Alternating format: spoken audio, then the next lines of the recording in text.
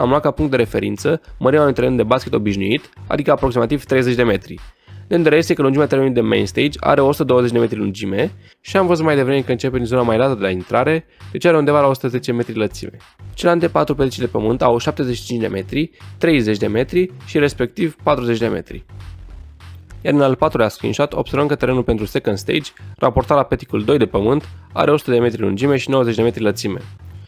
Lungimea se păstrează și pentru terenul cel al treilea stage, deoarece aici putem observa capătul superior al festivalului.